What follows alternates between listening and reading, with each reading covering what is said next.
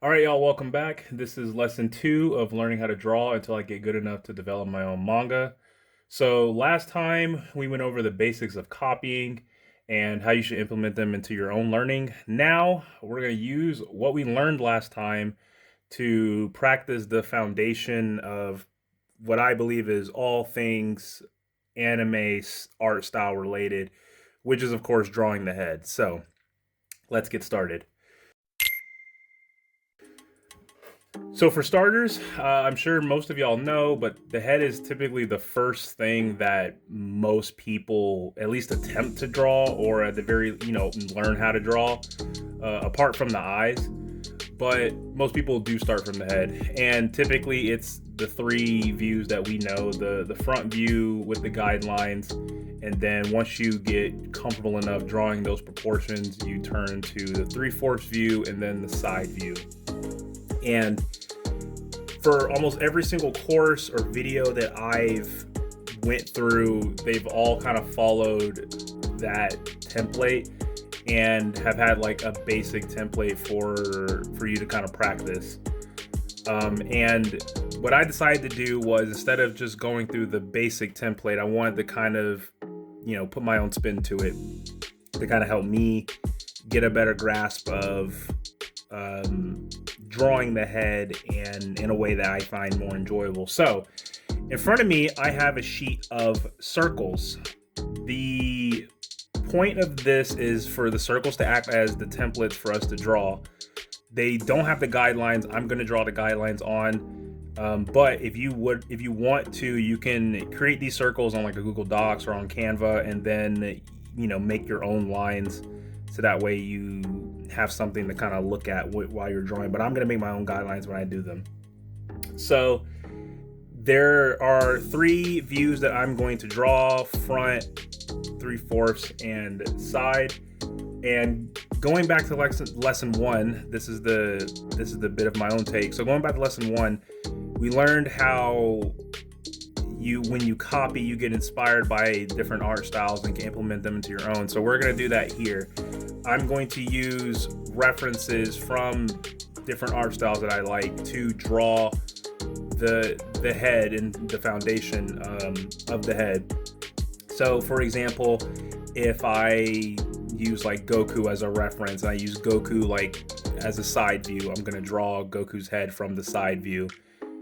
And the reason why I'm doing this, if you're wondering, for one, I think when we draw from the basic template that we've all kind of seen, practicing it does become monotonous and tedious, because you're drawing the exact same thing over and over and over again for an anime character that is you don't know, you don't really like.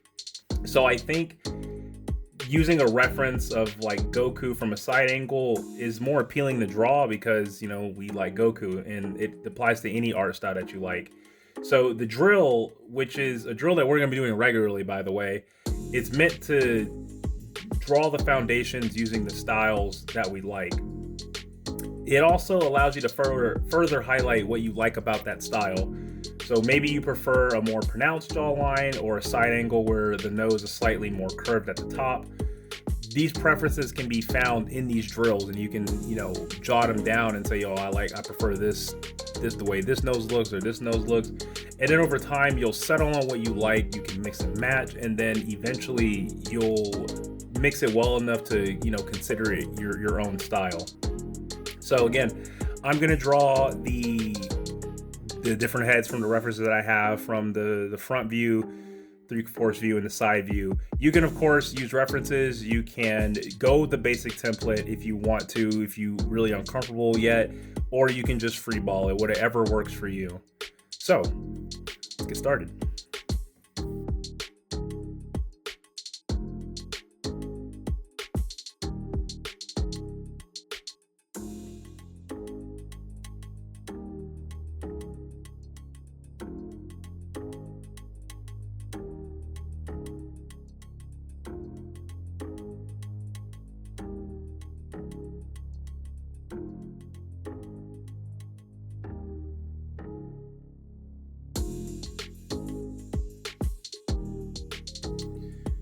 So we're back, and you'll notice immediately in this first example here, I did not use the guidelines as well as the other examples here. Instead, I basically just drew around the circle, and as a result, this head is way larger than the others. This can become a problem if it becomes a habit. The purpose of these circles is to not only help you guide yourself when you're drawing these heads, but also importantly, the size of the circle determines the size of the head. Once you get to the point where you can draw confidently enough to not need the circles and you can just draw the heads from memory, the size of the head is going to stay the same. So in this example here, if you're drawing the head way bigger than the guideline itself, and then you get to the point where you don't need the guideline at all, the head is still going to remain that large. And then once you start drawing the shoulders and anything upper body related, you're going to run into the issue of the head just being way bigger than what it needs to be. So it's best to try and follow the circle as best you can. The second thing that you'll notice is that I did not cover the top half of these heads. For the purpose of this drill, that's completely fine. The whole goal is to learn how to draw these heads from the three angles and get comfortable enough to do them. So you don't need to concern yourself with trying to cover the top half of the head. Once you feel comfortable enough to do that and confident enough to do the heads at these three angles, then you can cover the top half if you want to.